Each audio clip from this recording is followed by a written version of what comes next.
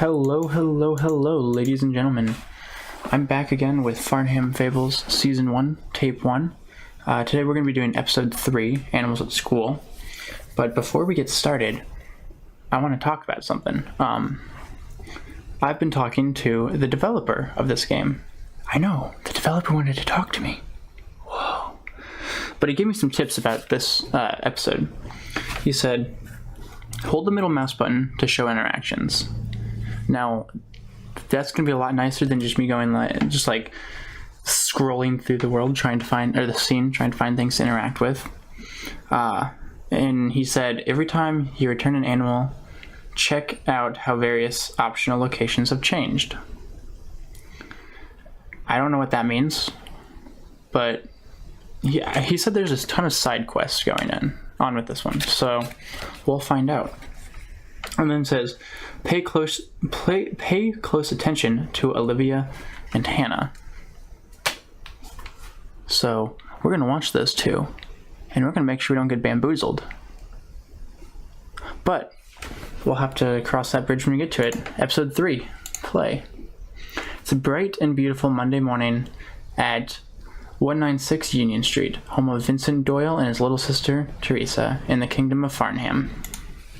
Unfortunately, their morning today is a rather rushed one. You see, there was a brief power outage last night, and both of the time and the alarm clocks were reset, and they ended up oversleeping. I hate that. Because of this, poor little Teresa is going to be late for school. Her brother will of course be driving her in, and will explain to the facility that it wasn't her fault, so there's little need to worry, but still, Teresa worries anyways. She's actually a little excited about going to school today because Prince Philip Farnham will be coming by and giving a presentation about some rare and fascinating animals, of which there aren't any humanoid equivalents. Well, as far as anyone knows, at least. Anyway, Vincent drops Teresa off near the door before finding a parking space as she quickly runs inside, stopping only to catch her breath and calm down in the hallway.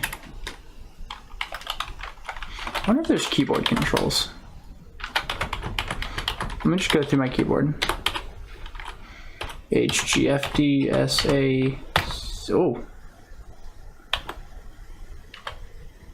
Okay, so Z works to go to the next scene, I guess. Down the hallway, there's Teresa's classroom, which better be going, so we'll go there. Ooh. As Teresa enters classroom, she feels something just isn't quite right. The first thing she notices that all the desks have been knocked over, but then she notices something far more worrisome. Something's wrong. It might be this lion bat thing. Sitting on the right, Manticore. Sitting right under the window is a Manticore, a lion-like creature with bat-like wings and a scorpion-like tail. Yeah, that might be the bigger issue. I'm just gonna say. The Manticore simply regards Teresa with mild curiosity, but Teresa is utterly paralyzed with fear, too scared to do anything except for stand there. Oh, excuse me, I had a yawn. Oh dear, you shouldn't be here, Prince Philip says as he arrives with Vincent, who picks up Teresa immediately. Although the Manticore poses no threat, Philip stands between him and the doorway, just for reassurance, while Vincent quickly carries Teresa out of the classroom. Turns out that just before the first bus of students arrived, a very brief lapse in supervision allowed all 5 animals to leave the gym and wander around the school. Although the rules state that the principal must call animal control, Philip insists that he will bring all the animals himself in time for presentation. And since Philip even pointed out he's one of the Farnham princes, his high authority means the principal doesn't need to worry about anything. I mean, as a principal, I would still worry about creatures in my school. But that's just me, you know. As a principal, I'd worry about the kids. Oh well. Whatever, you know, it's not my school, I guess. Philip writes a list of all the animals, leaving space to write in where they are when he finds them, just in case. So who are you? Principal Parker. I guess we'll ask. Remind me again, how exactly did the animals leave the gym? First of all, Principal Parker begins. The animals were scheduled to arrive before 7 o'clock, but they didn't arrive until sometime after 7:15. I was present for their arrival. They were brought to the gym, after which I spoke with the head caretaker behind the school about their lateness. Last night's power failure messed up their security system, and they were still fixing them. Anyway, during that time, the other caretaker stepped out to go get some paperwork, leaving the animals unattended for about 2 minutes. We returned to the gym at 7:30. So if they arrived at 7:15, and you were talking to the guy, let's say that's a couple minutes later, the other guy leaves, right? How is 2 minutes? Now it's 7:30. Something's not adding up here. I think Principal Parker's in on this. I think Principal Parker did it. Dun dun. We believe that the Griffin must have opened it. I quickly ran to my office to order everyone over the intercom to evacuate the building. Only Arthur and, the only teacher and office secretaries were inside the building at the time. I was just about to lock the front door when the first bus of students arrived. Oh man, I have to yawn again. I'm apparently really tired. From that point on, we had to focus more on keeping the students safe and accounted for. We were busy with that until you arrived at 8 o'clock. Any questions? Oh no, that was, very thorough, thank you. Philip replies, not exactly expecting to hear such detailed testimony of the events. Okay, so where is everyone? Are most of the students and teachers still behind the school? Yes, Principal Parker, they should be making a final head count of all the students right now. I did make the announcement that between 8:30 and 9 o'clock, some of the teachers are to monitor the playgrounds and field to allow the students time to play, if they so choose. Oh, and I believe Miss Simons and I will be taking her 2nd grade class at the farm, as I had a field trip planned before your presentation was announced. Okay, and he signs the animals. Still looking for the animals, Philip says. Well, I haven't seen any of them, Principal Parker responds, but I'll let you know if I do. Okay. So we have a list. Look at the list. Okay, so we have Toady. I need another piece of paper, I think. Hang on, I'm gonna get another piece of paper.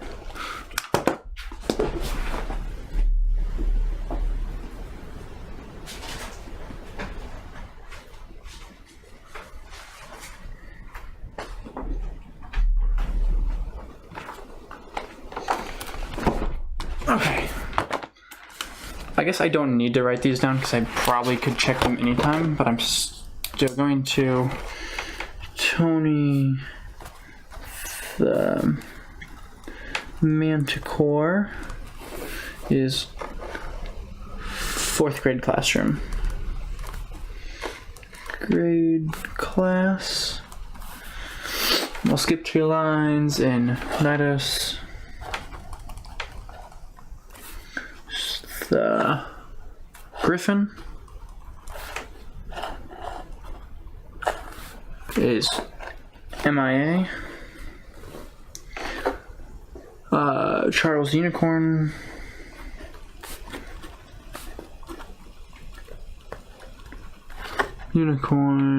is also missing. PD Phoenix and Jeffrey the Basilisk.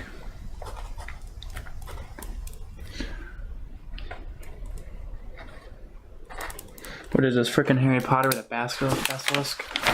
Okay, so they wrote down. Philip checks his list. Okay, medical kit. Go outside the school? Oh wait, hang on. Go to the gym. I don't need to be in the gym. I need to go to the office, gym, hallway, cafeteria, 4th grade classroom. Describe the Manticore. Okay. So manticores were first discovered in the Zagros Mountains, a large mountain range that's located between Iran and Iraq and part of Turkey. Like lions, they are carnivorous. They hunt a wide variety of prey. The poison in the manticore's tail is a strong sedative that can quickly render its target unconscious and unaware. Although the poison is not lethal, the sting from the manticore tail usually is. Their tails are not very sharp, but they don't need to be. The force behind a Manticore's strike is extremely powerful. The end of the tail secretes the poison only at the end of its section, and it is safe for you to touch if you don't squeeze too tightly, but you still should wash your hands afterwards. You should always wash your hands after touching any animal. Fun fact. They're not very accurate against moving targets, but they don't need to be, as even a small scratch is enough for the poison to start taking effect. They are not immune to their own poison, which is why a Manticore will stand guard over its food and not begin eating until enough of the poison is gone. Because of this, the Manticore that brought down the prey, regardless of their rank in the pride, decides when it's time to start eating and gets to eat first. Until the late 1930s, doctors would have patients stuck on a Manticore tail to render them unconscious before an operation. Since then, safer methods of anesthetics have been manufactured. This is why some old movies and cartoons will still show a Manticore tail hanging in a doctor's office. Manticores fly by gliding, generally requiring a long-running start or a high distance to become airborne. They generally don't fly unless they intend to stay airborne for a while. While they do roar like lions, they also make use of echolocation, just like bats, to help them while gliding, especially at night. A wild Manticore should be considered dangerous and avoided, although they aren't known to hunt people. They still may attack if they feel threatened. Manticores are natural hunters in the wild, but one born in an animal sanctuary like Tony here would not be able to survive on his own. And that's pretty much how Philip's presentation of the Manticore will go. Wow, that's really detailed. Can I pet? The Manticore doesn't really mind having someone pet him as long as they're not too rough, but Philip would still rather wait until he's back in the gym. Okay, Philip. Let's go in.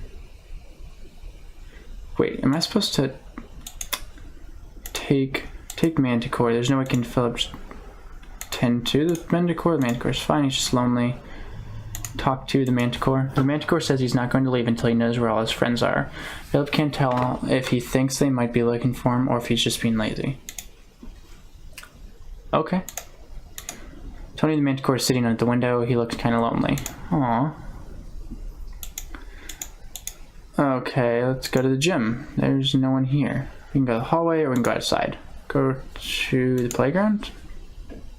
Is that? Go inside the library, go to the school entrance. Well, we were just there, weren't we? Yeah. Go to the farm. Whoa, wait. What up? We can go to the farm. Go to the field. There's no one here. Go to the school entrance, go to the playground. We'll go to the school entrance, I guess. Going to the gym. We're just in the gym. Go outside.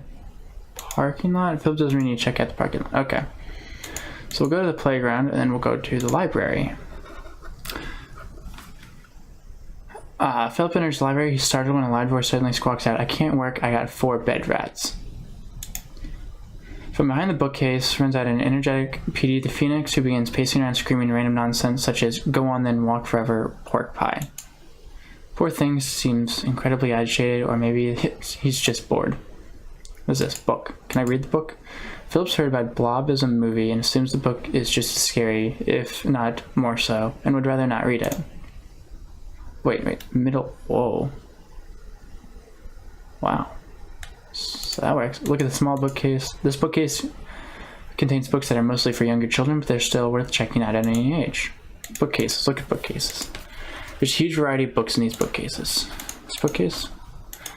This bookcase is mostly reference book, it seems. Alright, so talk to the Phoenix. Philip attempts to ask the Phoenix to come back to the gym with him. Okay, so Petey the Phoenix is in the library.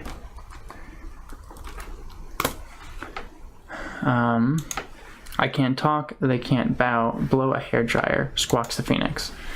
It goes as well as the time his brother Fludor, who is fluent in Russian, tried talking to a Russian lady who would only respond to him with horribly mangled English.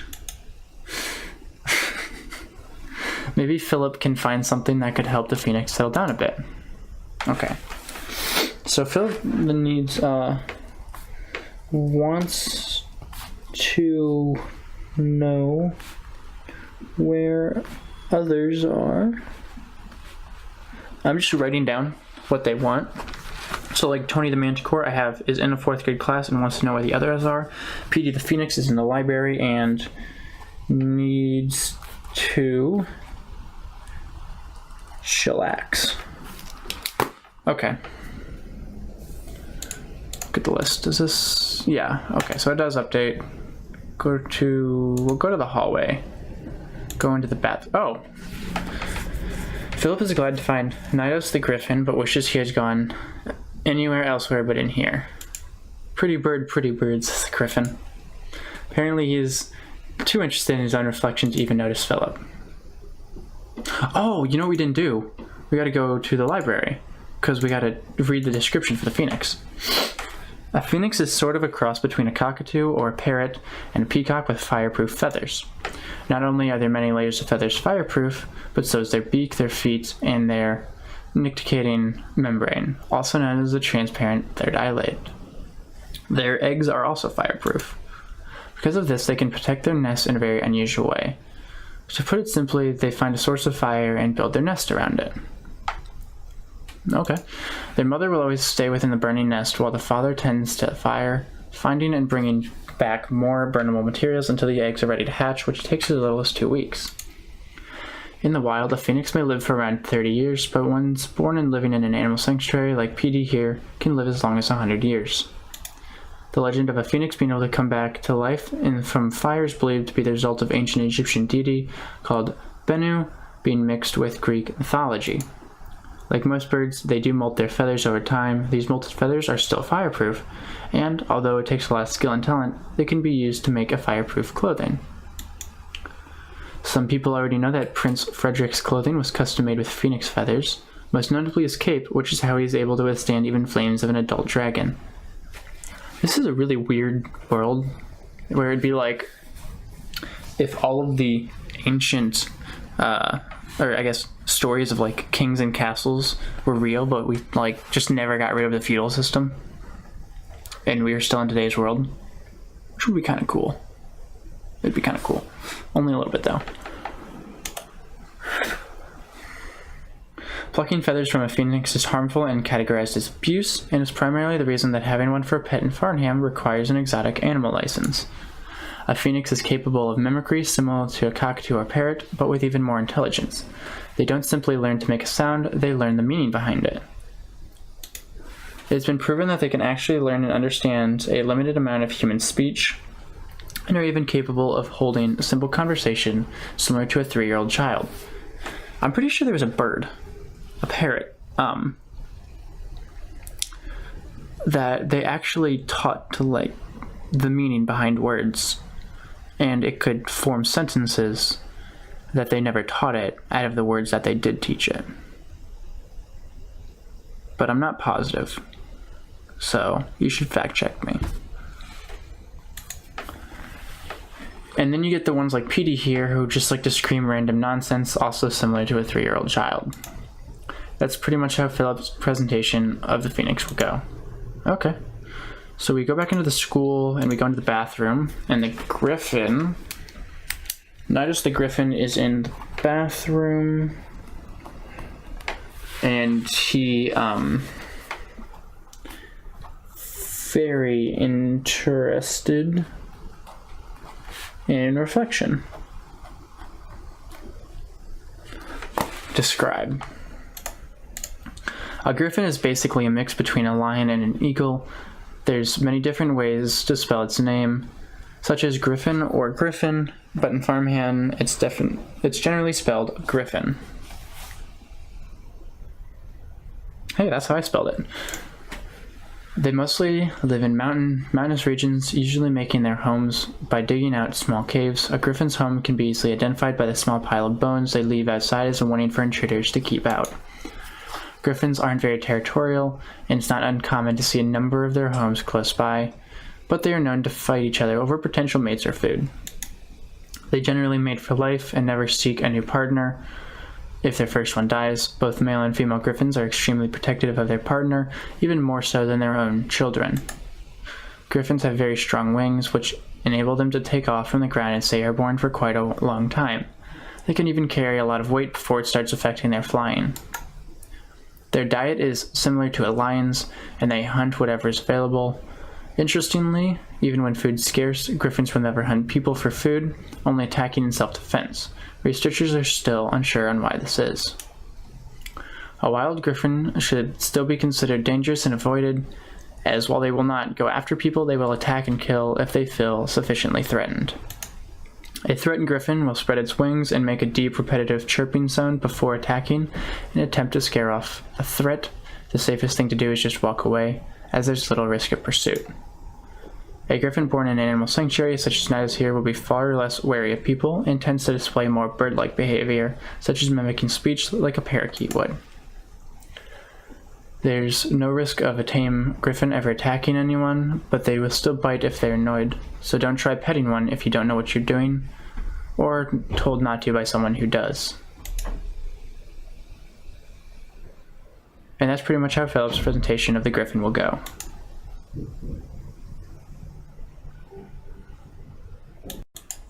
Okay, so I'm back. I had to do something, and I don't remember what I was talking to, but let's see if we can take... Okay, so griffins might be lighter than they look, but Philip has difficulty picking them up. Can we talk to him? Philip tries to convince the griffin to come back to the gym with him. Who's a pretty bird? The griffin says, to his reflection completely ignoring Philip. Okay, so we were in the library. The phoenix was in the library. Go to the computer room. Oh, you, what are you? Philip's glad to find Geoffrey the basilisk. That's not the same basilisk that was in Harry Potter. Where's this computer room? Philip's glad to find but the basilisk tells Philip that he wants something to eat before he'll agree to go back with him. Okay. Food. Okay, what can we interact with? Computers. Look at the computers. It's a bunch of Apple IIe computers for students to learn or play games on. Same thing. Papers. Look at the papers. Pile of computer room classwork that has been graded by the computer room teacher. It looks like a girl named Veronica Addison got a B on her latest computer assignment. It's a red used pen. Look at the mug. It's a mug with a picture of a famous cartoon cat named Garfield on it. Printer. It's a printer connected to the teacher's computer. Philip isn't sure what type of printer it is. Box. Box full of extra paper, printers, ink, cartridges, and blank discs. It might look like it's sealed, but the electrical tape is pretty old, not very sticky, and it's just there to keep the flaps down and the students out. Some of the drawers have classwork assignments, but some of them have computer disks of various software. Can I open it? Philip doesn't need anything from the drawers. Okay.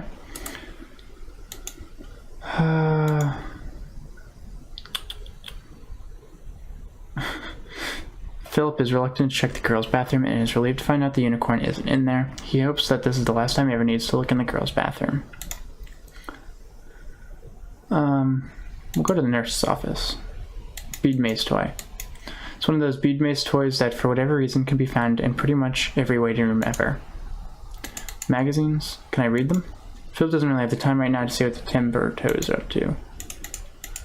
These are highlights for children's magazines, or simply just highlights. One seems to be about sheep, while the other is about fish. Look at the chart. The poster displays the humanoid body. Although the diagram man looks like a human, the interior parts on display are essentially the same for every race. Odd poster.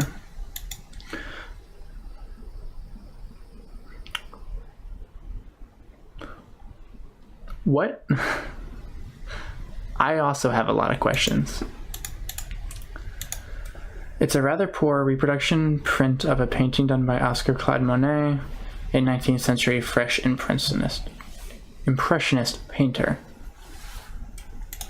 What else can I click on? Philip can't remember the exact name of the painting other than it had something to do with Argentino, a place in northwest Paris and France. His brother Fludor would know, but he's currently in Russia. Okay, computer. It's a pair I see a rather strange off-brand computer made by a company that's currently in serious legal trouble with Apple Computer for simply putting Apple IIc hardware in a different casing. These drawers contain medical records of the current students and a facility and some old highlights magazine. An An inspirational poster, apparently. Is that all? Okay. Philip was going to show that the food pyramid could be made more inspirational. It's a poster of the food pyramid. I cannot go into the nurse's office. I guess we'll go down the hallway. We found you. 4th grade classroom, go outside the school, go down the hallway some more. Wait. We were just here. Go to the cafeteria. Oh. Philip is sent to find Charles the unicorn laying on the ground, suffering from terrible stomach pains. What could have caused this? So he's in the...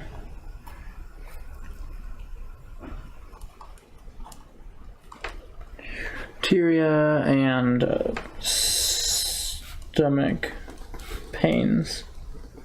Alright, let's see what could have caused this. We'll talk to the unicorn. Philip asks the unicorn what happened and manages to deduce the unicorn knocked some apples into the garbage can before eating them, meaning he ended up eating whatever else was in the garbage can as well. The poor thing doesn't seem to understand this and just keeps asking why those delicious looking apples would ever want to hurt him, since apples are always so nice to unicorns.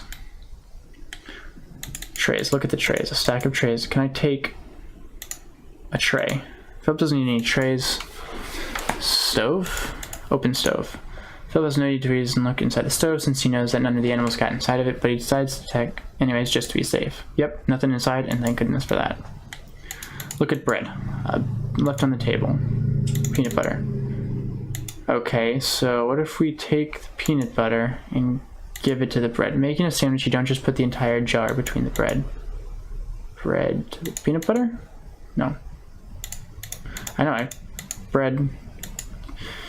It might be tasty to dip the bread in the peanut butter and eat it that way, but it also might just get crumbs in the peanut butter jar. So what if we take the peanut butter and we take the bread, and is there anything else to click on? No. But that means we can go to the hallway and to the computer room and give Jeffrey Basilisk meat his terrible sandwich. No, we want give bread to Basilisk. Basilisk seems interested, but Philip tells peanut butter. Oh, we do it here. Philip offers to spread some peanut butter in the basilisk's mouth, but the basilisk wants something more than just plain peanut butter. Oh, we do it now. Philip uses and later cleans a small knife from his medical kit to spread the peanut butter on 2 slices of bread, making a simple peanut butter sandwich. The basilisk watches Philip closely, curious as to what he's doing. We're gonna give to... Basilisk seems interested in the peanut butter sandwich, but tells Philip he really wants some fruit added to it first. Oh my god, you are so frickin' needy. Ooh, what if we go to the classroom? There might be an apple. Trash can. Just need the trash can.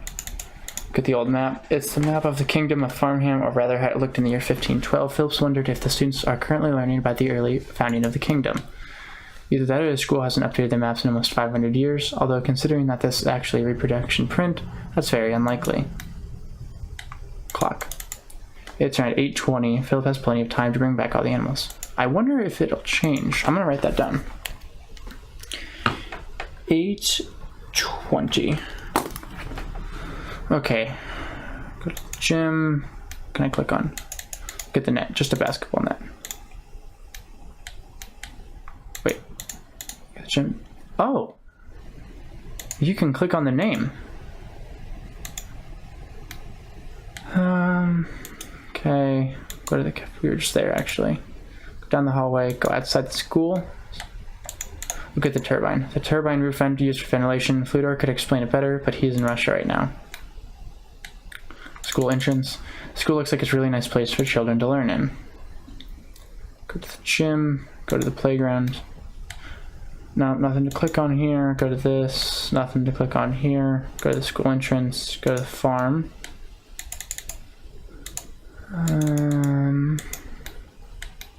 Dang it, I want to be able to get a fruit. Go to the playground. Go inside the library. What did you want? Needs to chillax. What am I gonna give you to... Oh, wait. If we take book... Just want this book. What if I give you... Okay, so we can't give you a book. There's nothing I can click on here. Okay, so what do we need? Oh, we can go to Tony now, because we know where everyone is. Go down the hallway, go to here, and we'll talk to Tony. The Manticore says he's not going to leave until he knows where all his friends are. But I can tell you. We can give the list to Manticore. This list explains that he's making an active effort to look for all his friends and bring them back to the gym, and he's already found all of them. The Manticore almost believes Philip, but isn't quite convinced yet. Philip's wondering if it might be worth trying again. Good list. Philip tries to explain the Manticore. Believes Philip.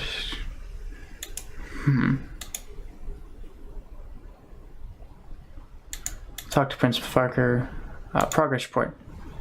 The progress report, okay. Go to the field. Is there anything to click on here?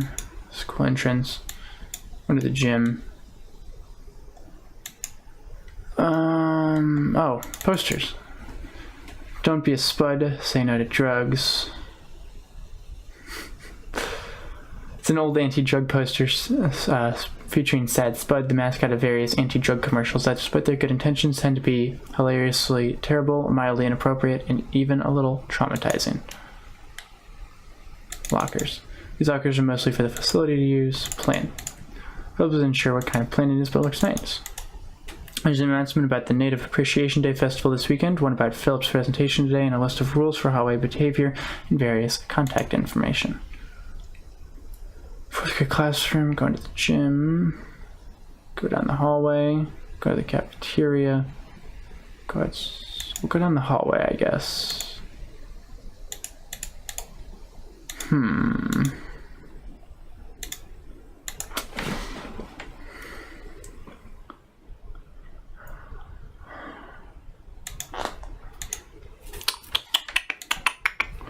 What are we gonna do here? Put the lockers for the students to use, students to use. It's a plastic display with a sheet of paper inside of that. It lists the operating hours of the library and nurse. There's also mention of Philip's presentation on it, surprisingly.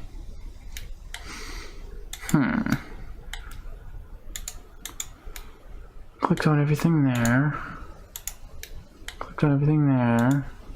Clicked on everything here. Just there, I guess. Everything here, here, there.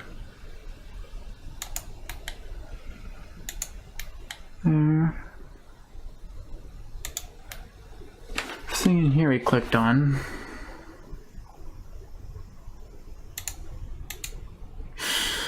Phoenix is far too evasive for Philip to catch him, at least not without hurting him, and Philip doesn't want to.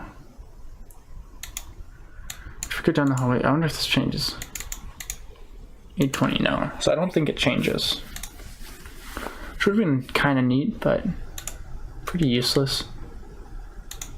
What am I supposed to do? Just need to check out the parking lot, go to the farm. Edison's house. It's a pretty nice looking purple house, although this really isn't the best color for it. What if we go back to the cafeteria? Okay, we'll enter the school, go to the cafeteria, and we'll eat the peanut butter. It doesn't like... wait until after lunchtime. There'll probably be peanut butter spilled here and then by now. Give peanut butter to cafeteria. Okay, Philip puts the peanut... Look at bread. Give bread to cafeteria. The unicorn doesn't want to sandwich. She wants to... Oh wait, I have a medical kit. Give medical kit to unicorn. That's right. Philip does in fact have the right medicine to help the unicorn, but the command you need to use here is tend to unicorn. Ah. Knowing just what to do, Philip gives the proper medicine from his medical kit to the poor unicorn. There you go. It'll be okay. Philip says quietly, gently petting the unicorn. Before long, the unicorn is feeling much better and is well enough to walk on his own. Philip leads the unicorn back to the gym.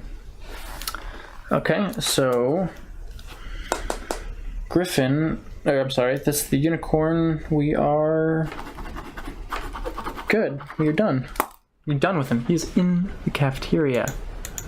The unicorn thanks Philip for helping him feel better, but he doesn't want to seem to understand why he got stuck in the first place. That's fair. That's fair. Okay, so we're good on the unicorn.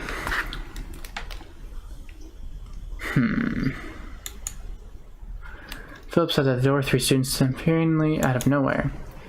Hail, Hail and well met, Philip. Prince Philip, the cat boy says, my name is Samuel Thompson, and I have come to aid you on your quest. Greetings and salutations, Your Majesty, says the cat girl. I am Samantha Thompson, and I too am here to aid you on your mission. Oh, right, I'm Heather Jones, says the hyena girl, barely even looking up from her book. I'm with them, so... hello, Prince Philip. I'm sorry to disappoint you, but I got everything well in hand. You 3 should really just stay with your teachers. Oh, it's okay, Samantha says cheerfully, holding out a note. We have written permission. Who am I supposed to... Olivia and Hannah. Okay, these aren't Olivia or Hannah.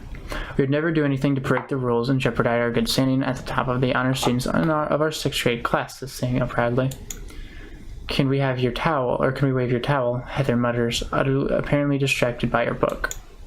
Oh dear, Prince Philip mutters, briefly wondering how the heck they managed to actually get permission for this, before quickly thinking of a solution to get out of this mess.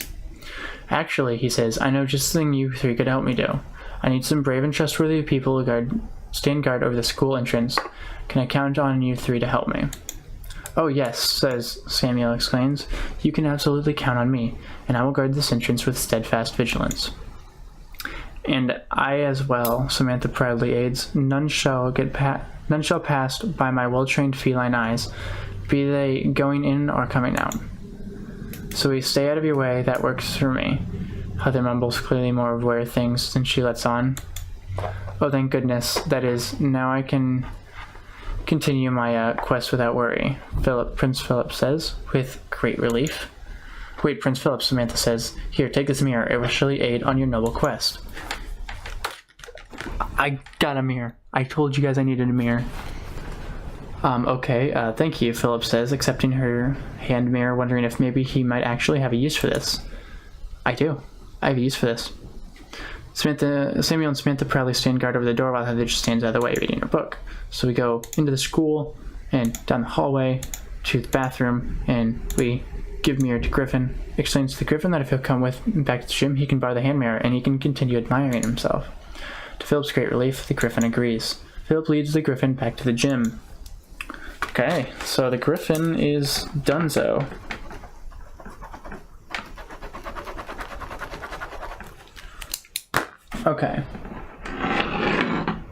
Okay, so we also need Tony the Manticore wants to know where the others are.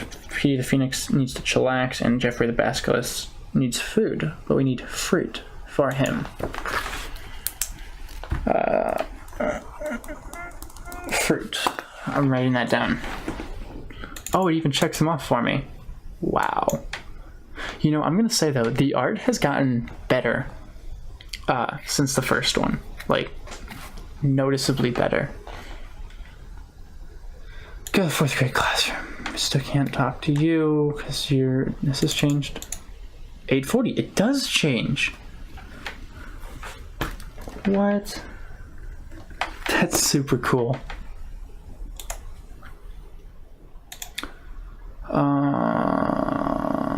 What if we go to the computer room and try to tend to the basilisk?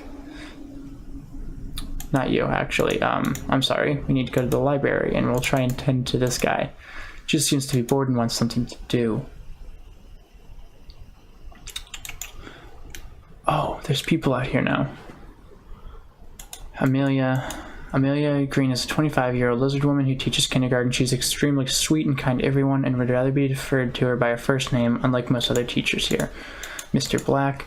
Author Black is a 27-year-old human man who teaches 1st grade. He's somewhat a strict teacher who understands that children need a good balance between work and play. Olivia and Hannah. Hang on a sec. Olivia Simons is a mischievous 5-year-old hyena girl in kindergarten. She and her sister, Olivia, seem to be up to something. Okay, it's basically the same thing. Heather Salon is a goofy 5-year-old snake in kindergarten. That snake's got legs and arms. It ain't no snake. She and Alice are currently having trouble figuring out how the seesaw works. Look at Carol. So an old goat girl taking a short break from the jump rope. So what if I take... I can't take you. I need something to grab onto. Okay, I clicked on everyone. Welcome back, all is well. Let's go to the field. Oh, there's children out here now. Does anyone have like a ball or something? Does not look like it.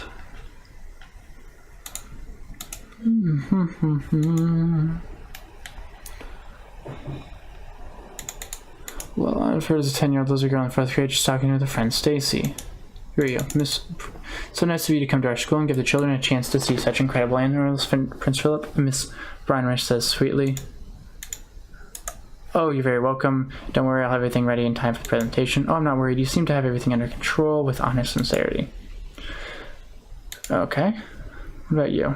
Winona. Oh, hey, Winona. Winona managed to climb up there by herself. Good job. Billy, does anyone else I know here? Rosie, Stacy, Teresa, Linda, Janie, Angelica, Yolanda, Keaton, Stacy, Leota. Go to the field. I think we were just there. What about you guys? Mr. Fullerton, or Mary Fullerton, is a 31-year-old Welsh woman who teaches gym class at the school. She seems to be keeping a close eye on those boys right now so they don't start any trouble. Paul, okay, so that's Eddie, Patty, Paul, Carl, Alan, Jacob, Greg. Wow. Greg thinks Priscilla's kind of cute.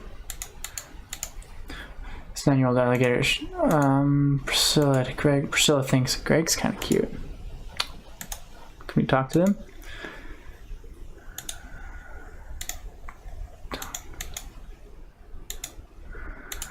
Talk to Carl. He's a 12-year-old human boy. Looks like he's trying to start something with Paul. Paul O'Brien's a 10-year-old possum boy in 4th grade. He's currently making sure Carl doesn't mess with the little sister.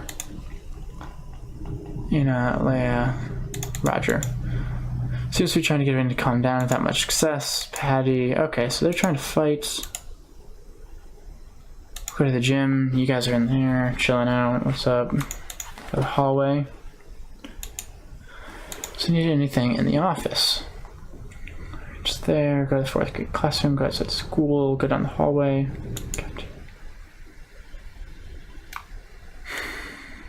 Okay, so what do we need?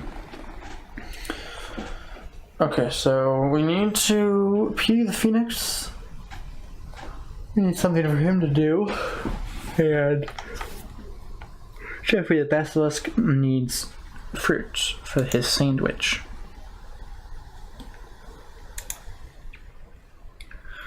Go down the hallway again. Oh, look in the trash can.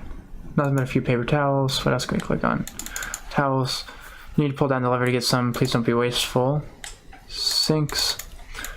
It's boys who need to wash their hands before lunch. And the mirror. The mirror does... Okay, so it's doing a good job. Good job, mirror. I'm proud of you. We clicked on everything here. Clicked on everything here. And we can't... You want some fruit added to it. Okay.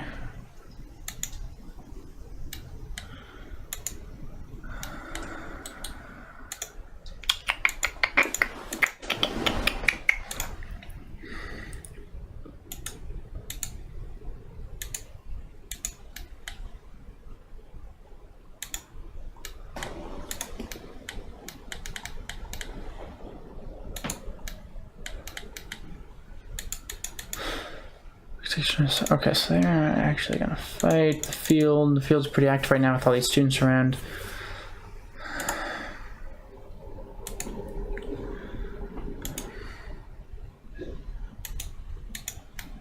Oh, there's people here now. William, talk to William. Ask about the farm, tell about the... May I check out the farm, please? Would it be okay? Ain't no reason to ask. Prince Philip. William responds, anyone more welcome to come visit the farm for a while. Help yourself to anything you want. From the garden, also got some nice apples up in that apple tree if you can reach them. Done. Okay, so where's the apple tree? behind the house. Go to the barn, I think, and we go behind. No, it's a garden. Take apples. Philip climbs the tree and carefully picks an apple, and we'll give apple that. Now let's taste it using the knife from his medical kit.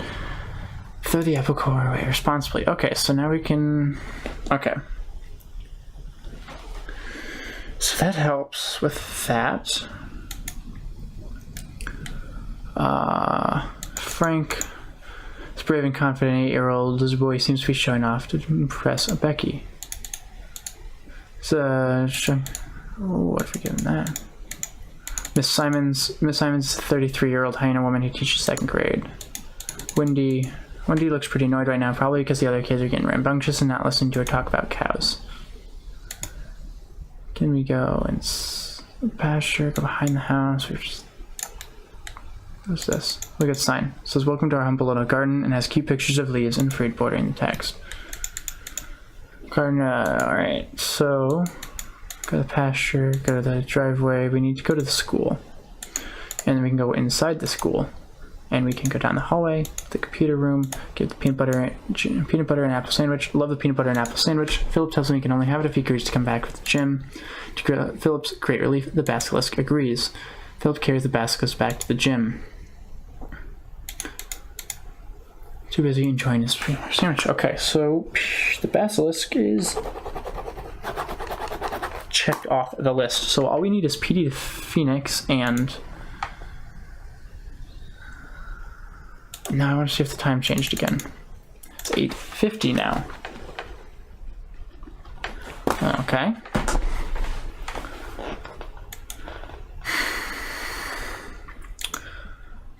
So we need something to do. Miss Primer, it says okay. You are in a different place. Rosie's an 8-year-old rabbit girl. She's playing spy on the human kids. Stacy's an 11-year-old. I wonder if they've gotten a fight yet. Go to the field. Oh shoot, they're in a fight.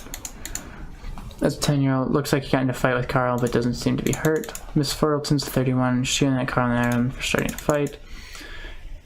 Causing trouble, understandably. Greg. Oh, we need to go back to the playground. And we need to go to the other playground.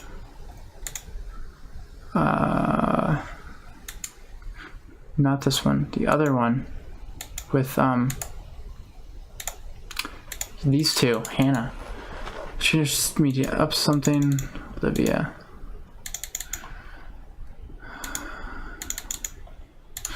Okay, so we need something for the you to do. What if we go to the farm and we go find like a stick or something?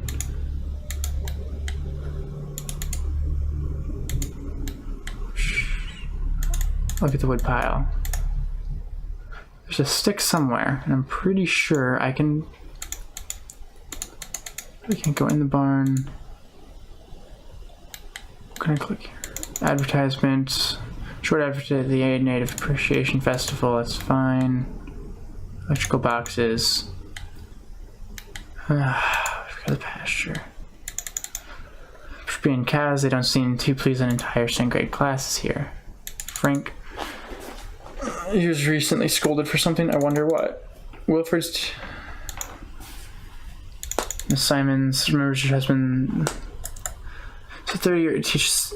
Philip suddenly remembers it was her husband that drove the bus he and his brother rose to Glasgow to get some medicine from the father 12 days ago.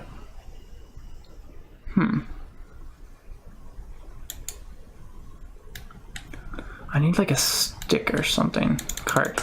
It's an empty card. Considering where it is. Oh, we can go to the chicken coop. And I'm going to put the chicken back in there. Look at the blue stick. Just blue stick. Take the blue stick. So I want the blue stick and the chicken.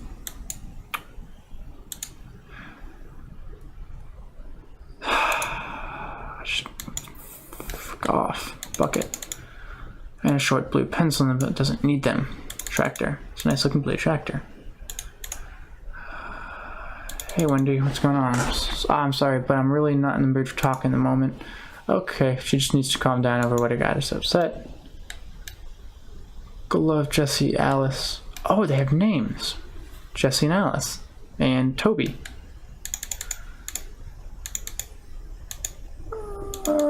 Barnabas would understood, but understands Philip's too busy right now. He'll come back and hear the stories later.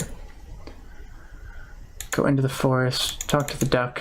Why I'm so grumpy that he's waiting for Lady Duck to show up for reasons that Phillips.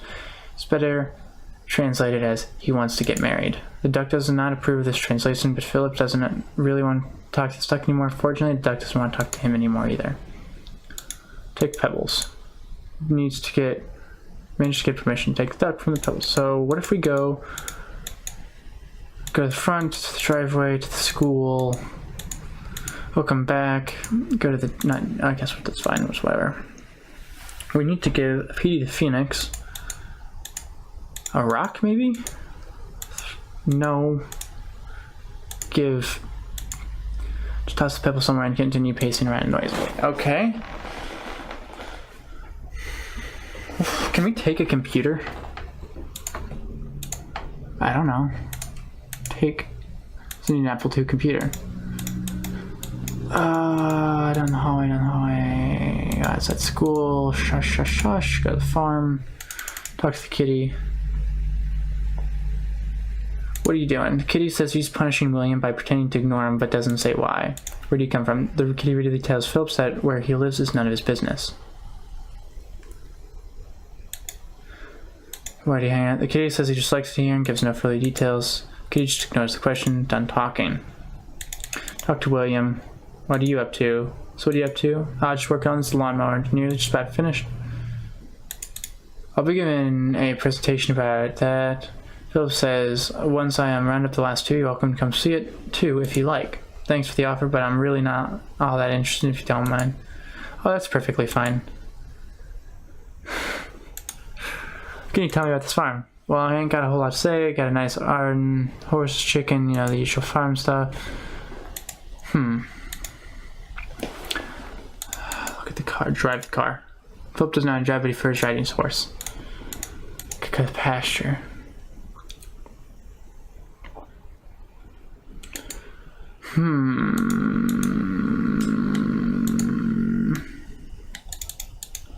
There's a bunch of technical stuff inside that are most likely used to power everything around here. I need to find something for Petey to do.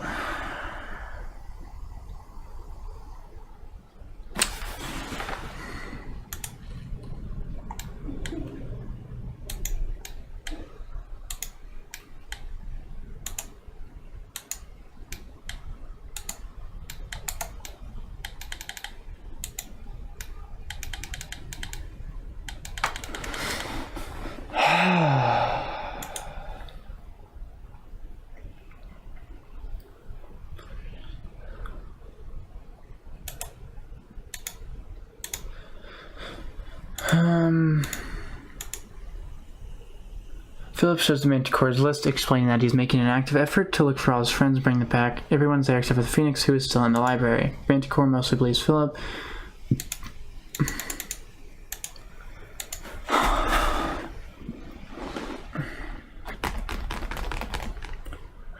What would a Phoenix want? To relax.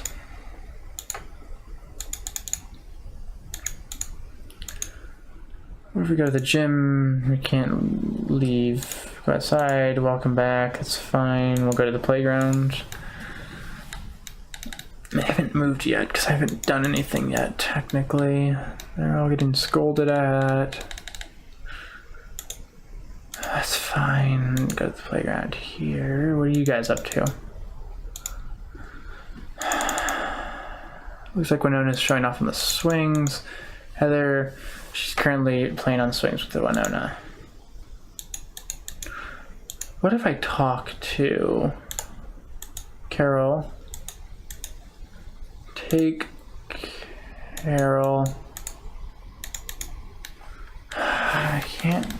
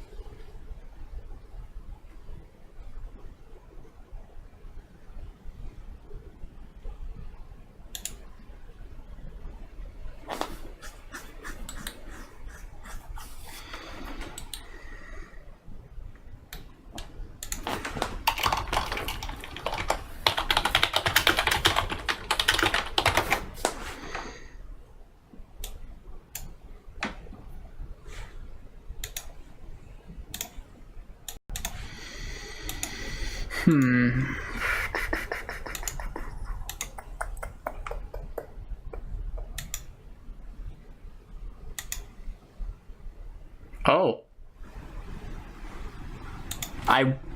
Since that's that nice hint there. Yeah, there we go. Now that's an interesting idea. Philip places the bead maze toy down in front of the Phoenix. Phoenix is utterly fascinated with it and seems to be calming down. Philip tries talking with the Phoenix now, telling him he needs to go back to the gym, and he can bring the toy with him as well. To Philip's great relief, the Phoenix agrees. Philip carries the Phoenix back to the gym. Phoenix done. Which means we can go get... We can give the list there. It shows the Manticore's list and tells him that all his friends are waiting for him in the gym. The Manticore is very happy to hear this and agrees to return to the gym with Philip. Philip leads the Manticore back to the gym. Now that all the animals are back in the gym, Philip can go tell the principal that everything is ready to begin setting up for the presentation. Now it should be, if my calculations are correct, 9:10 in here. Every time you get an animal, it changes by 10. But we can talk to the principal. Everything is ready now. Good news, all the animals are safely back in the gym. Great, the principal says with immense relief. Though, question now is there still time for the presentation? Oh yes, Philip answers, it's nowhere near 10 o'clock yet. Actually, we could probably begin a little sooner. Really won't take me that long to get everything ready. Yes, good idea. I can't imagine there being much time for the teachers to really do anything before then anyways. So 15 minutes later, Philip begins his presentation to the school. The presentation was absolutely fantastic. For over 2 hours, Philip explained all about the different animals and answered everyone's questions. When it was over, as if things weren't fantastic enough, the principal made the announcement that the school is letting out early and everyone is free to leave before or after lunch. So I think it's safe to say, in the end, it turned out to be a really good day for everyone involved, including Teresa, who now has a chance to fix the mistake she made on her homework. The end. Well, okay, so we got everyone done, but I never figured out what the prank was that Olivia and Hannah were supposed to pull on me. Either way, thank you guys for watching, and I'll see you guys again next time. Bye-bye.